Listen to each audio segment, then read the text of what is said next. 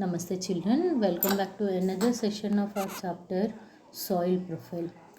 So in this block 18, we started learning about soil as one of the major natural resource which is providing shelter, which is a place where the plants are growing.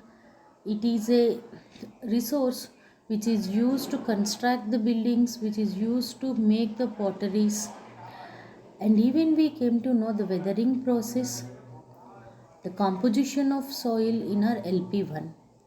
So in LP2, we did experiments on the water holding capacity of soil, and then we even had seen some other properties of soil and started classifying the soil into some different groups. Like we started classifying the soil into a sandy soil,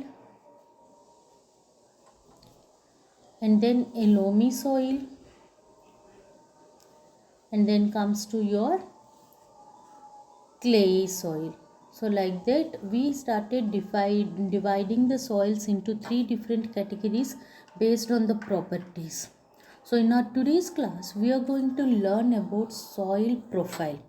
So the soils which are available to us, so how they are arranged, all the particles present in the soil, how they are arranged in detail, what all materials are present in that soil, we are going to learn.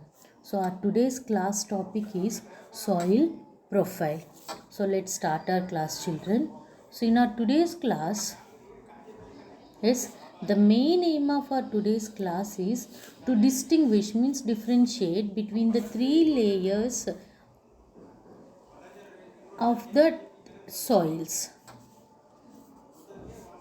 And in our today's class, the keyword that we will come across, it is your soil profile. What is the keyword? It is your soil profile. Soil profile means when all the layers of the soil together they are taken, or when they are arranged one above the other and framing a full structure, then it's called your soil profile. Soil profile. All the layers of soil together, arranged one above another.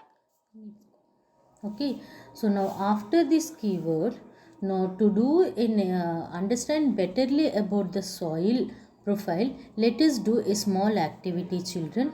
In this small activity, at first we will take materials like your soil, a glass of water and a spoon. Let's do our activity, children. So to understand betterly about the soil profile, now we are going to do a small experiment where in one glass we are keeping soil in it. We are taking a glass, and in this glass we are placing a soil in it.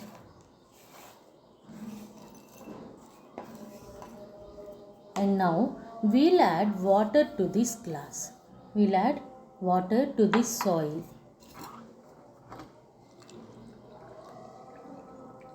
After adding water, now mix this contents thoroughly with the help of a spoon or a pencil.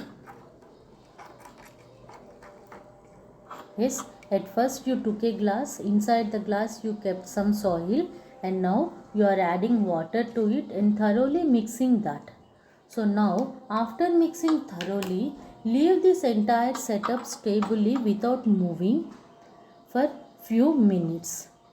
And when you will leave this stably for few minutes, we will find that all these contents present in this soil, they are arranged according to their densities and they are forming some separate layers. So one I have done for you like this.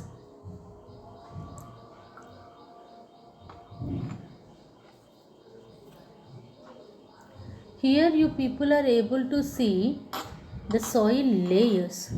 So all the contents present in this soil, they are divided into some three different layers. At first, at the top here you are able to see one layer, and the down transparent water you are able to see, and even at the bottom also you are able to differentiate the layers into two. One is a thicker one and the down one. So like that you are able to differentiate all the soil particles into three different layers. So now this first layer, it is called your top layer or top soil. This topsoil, if you will see in this topsoil, all the plant waste, animal waste, everything it is present here, like onion peels, everything it is present here, which is decomposing and making the humus. Now the second layer, if you will see, that is the subsoil, where the finite small rocks are present, and the third one, that is the bedrock. So now let us in detail read about what are the different layers of soil and what are their function. So after completing our activity, okay children, after completing our activity and forming three different types of soil layers, let us learn in detail about those soil layers. So you will find the soil layers like this settled. So where the top layer you are saying as a topsoil, and immediately below the topsoil you are saying it as a subsoil, and at the bottom the big rocks are present, which you are saying as a bedrock region. So these are the three different layers of soil which you will find when you are doing the experiment of your soil profile. So let's first watch a small video children. After the video we will discuss what all are present in these three layers of soil. Soil has different layers that together make up the soil profile. Topsoil has sand, clay, water, and air. It is the most fertile due to the layer of humus that covers it. Subsoil contains broken pieces of rocks and clay particles. It has more water holding capacity, but less humus. Bedrock contains large pieces of rocks. Humus is absent in this layer.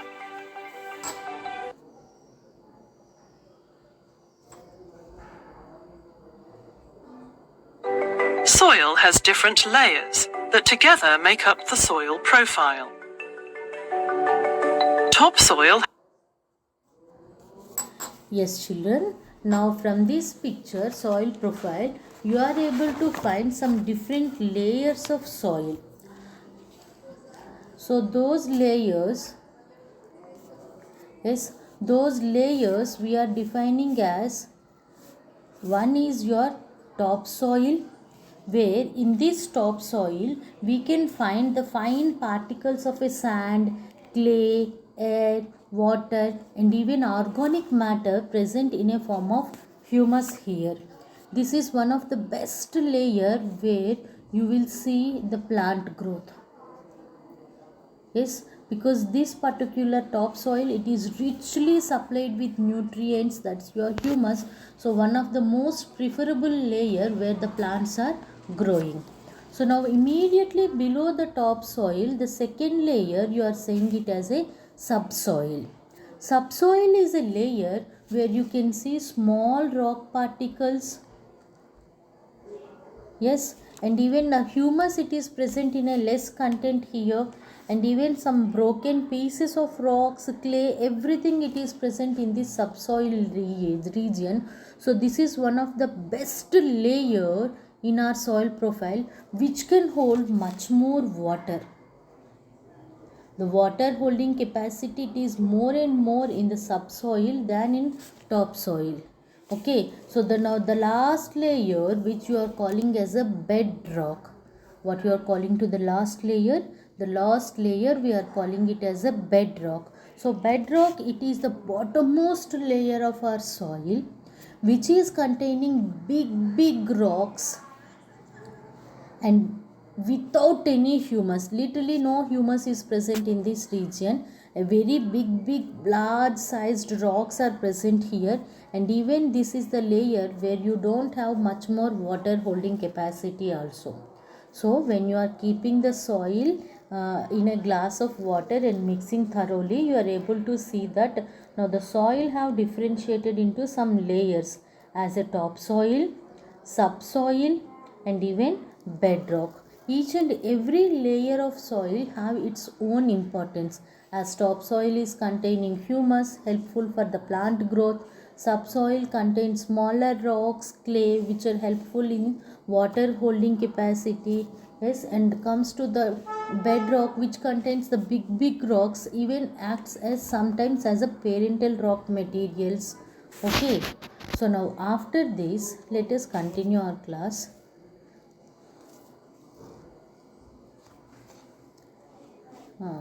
So while doing this experiment, what similarities you can see in these three soil layers obtained in our experiment? What similarities you will find?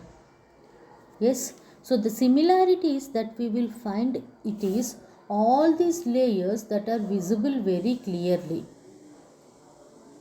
And one more thing, all the heavy particles that are settled down at the bottom region, that is in your bedrock region, and the light particles, they are floating on the top of the glass, that is your topsoil. Okay, so now after this, okay, what are the three different layers of soil and how they are formed?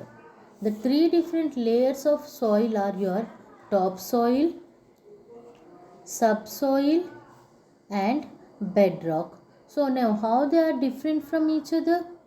Topsoil is made with a finite rocks and very black in its color. When it comes to subsoil, it is made with small rocks, and bedrock is totally made with big larger particles. And topsoil contains humus in a richer quantity. Subsoil contains a little humus, and bedrock don't have any humus at all. Okay. Why topsoil is important? This is very much important to know. Why is the topsoil is important? Can you tell why is the topsoil is important? Topsoil, it is very important because this topsoil contains humus in it, and now this humus, it is very much helpful for the plant growth.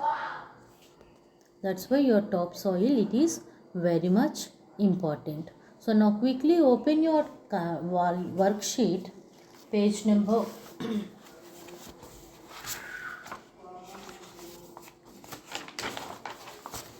19. So in this page number 19 worksheet, the first question, that is, look at the picture and complete the table. So the picture, it is given with a labelings of A, B and C. First let us write what is A, B and C. A is your topsoil, B is your subsoil, and C is your bedrock. Very good. So now based on this, now the questions were posed. Yes. So the first question, that is, choose and write the names of the layers of the soil. That's what where up we wrote A is your topsoil, B is your subsoil, and C is your bedrock.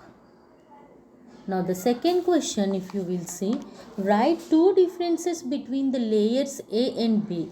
Means they are asking to write differences between your topsoil and subsoil. So the first and foremost difference between A and B is topsoil, it is rich in humus, whereas subsoil, it is have little humus in it. When it comes to the second difference, topsoil can absorb less water, and the humus can the subsoil can hold much more water. Okay children, so the next question, Varun want to plant trees in his farmhouse. How will the topsoil affect the plant growth? Varun wants to grow the plants in the topsoil of his farmhouse. How the topsoil affects?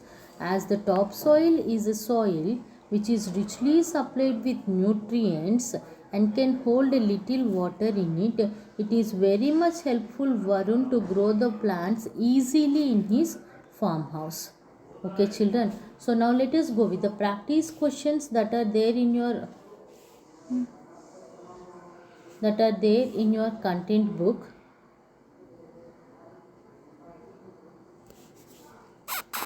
So the first question is, name the three layers of soil. What are the three different layers of soil? The three different layers of your soil are topsoil, subsoil and bedrock. Write the differences between the three layers of soil in terms of each of these features. So the first feature is water holding capacity. So topsoil will hold less water, subsoil will hold more water, and bedrock, it will not hold much more water. Now the second content, based on the humus, topsoil, subsoil and bedrock, they are differentiated in topsoil have more and more humus, subsoil have less humus, and bedrock it don't have any humus, no humus at all. Now let us see the third question children. In this third question, why is the bedrock layer is important? As this bedrock layer, it is having big rocks, rocks like a granite, limestone, all these are present in the bedrock region. They are very much helpful to us. Granite, it is used in constructing our houses. Your limestone, it is used in so many different areas in our day-to-day life. Okay, so your bedrock is one of the most important layer where you will get the minerals. Okay children, after listening this class, open your workbook page number 19 and content book page number 29 and complete these practice questions and worksheet. Okay children, thank you so much.